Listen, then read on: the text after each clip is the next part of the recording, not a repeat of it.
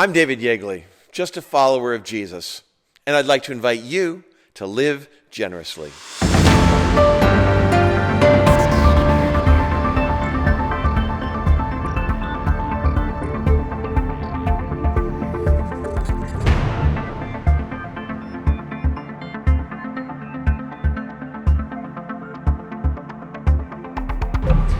Henry Nouwen tells the story of an old woman brought in off the streets of New York City to a psychiatric hospital. She was raving and angry, and her fists were clenched tight.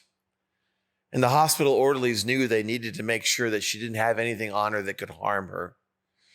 And so it took 4 people to hold her down, and finger by finger by finger, they pried open her hands. And inside those clammy palms, they found 2 coins, 2 pennies, one in each hand.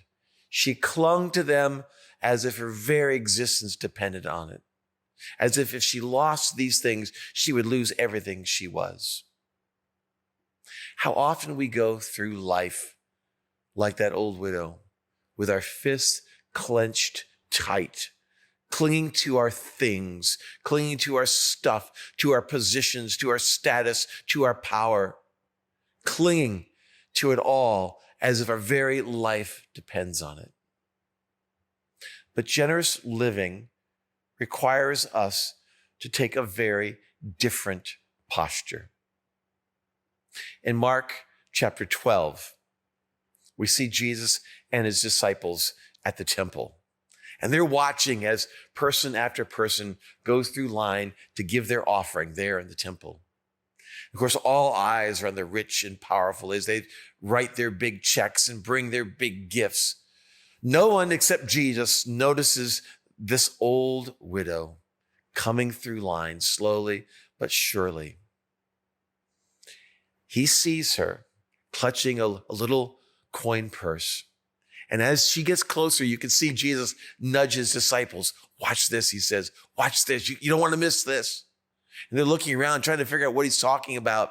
And then he watches as this woman takes that little coin purse over the offering plate and dumps the entire contents out into the offering plate. And all that falls out are 2 pennies. Just 2 small coins. And by now, Jesus is jumping out of his seat. Did you see that? Did you see that? He says. See what? They say. They can't understand why Jesus is making such a big deal of this old woman giving 2 coins. He says the others, sure, they gave out of their abundance, but she gave everything that she has. And that made the difference. She came that day, not with fists clenched tight, but with open hands. So what's the difference between these two women? One came with fists clenched tight. The other came with open hands. One saw giving as loss. The other saw it as gain. One left that day empty-handed. The other received the abundance of heaven. If we want to live generously, we need to change our posture from one of fists clenched tight to coming to God with open hands. And that posture can make all the difference. I was a young pastor. It was my first church that I had all on my own, and we were in the middle of a building project. To say that I was in over my head would be an understatement. We were building a building that was probably larger than we could afford, but we believed that it was God calling us to do that. And so we invited our congregation to give as God had blessed them. No high pressure, no arm twisting, but as God has blessed you, give out of that abundance. Christine was a young college student. She was a new Adventist, just had baptized her a few weeks before. But she wanted to do something for the building project. She wanted to make a difference too. So she looked at her finances. She was getting ready to go for another year of school and looked at how much it would cost and how much she would need. And she figured that while it would be a stretch, she could give $500 to the building project. Now, let's be honest. $500 in the scope of a multi-million-dollar project was not very much, but it was all that she could give. And it was a big deal to her. And so she saved and scrimped and tried to make it all work. And finally we got down to the day before that Sabbath when everyone was going to bring the gifts that they had saved. And she sat down and she calculated out how much money she had and how much she would need for school. And that's when she realized that she had made a miscalculation. She had forgotten to calculate the amount of money that she would need for her books, for the university. So she had a choice. She could either give the $500 to the building project, or she could buy her school books. Christine thought about what she should do. She'd made a promise. She'd asked God to bless her decision. And she had the $500 to give. And she knew that she served a faithful God and God would take care of her. And so that next day and that Sabbath, when we all gathered to give the money that we had pledged, she put her $500 into the offering plate. The next day, she was scheduled to go back to the university. And so she packed her stuff that Sunday and she got the car all loaded and she got a call partway through as she was packing. And it was her uncle.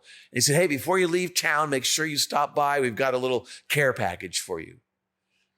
And so after the car was packed, she wished everyone goodbye, told everyone goodbye. She headed to her uncle's place and some small talk, but then he gave her the gift basket. There was some food and some knickknacks for the dorm room.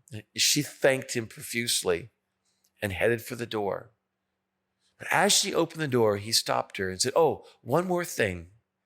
He said, "Take this, but don't open it up until you get into the car." Her curiosity was up. She went to the car, put the gift basket in the back seat, got behind the driver's seat, and immediately opened up the envelope. And inside that envelope were 5 $100 bills. God had given her back dollar for dollar everything that she had given him. Now that's an amazing story about a faithful God who honors a cheerful giver. But the story doesn't end there. Several months later, we were going to the conference executive committee to get approval to start our project. The problem was that we had not saved enough money to meet the requirements that they had for starting the project. So we were asking for an exception. I, throughout the course of my conversation, told the story of Christine and how God had blessed her. I got home and received a call shortly thereafter from one of the executive committee members. She said, "I've been assigned to tell you that your project is approved. You can move ahead with construction." And I said, "That's amazing, but why did you decide to do that?" She said, "I'll tell you why. It was the story of Christine and how God used her that made the difference.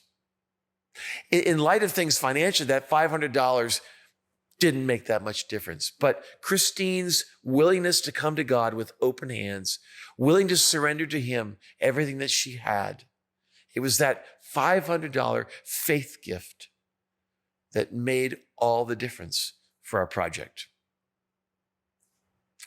What would happen if you chose to go through life, instead of clenching your fist, going through life with open hands?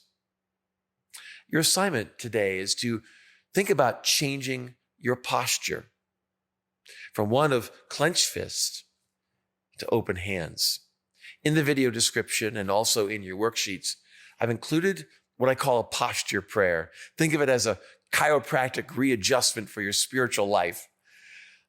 There's multiple postures there that we're going to ask you to take as a disciple of Jesus. But the one I want to talk about here is the posture of surrender.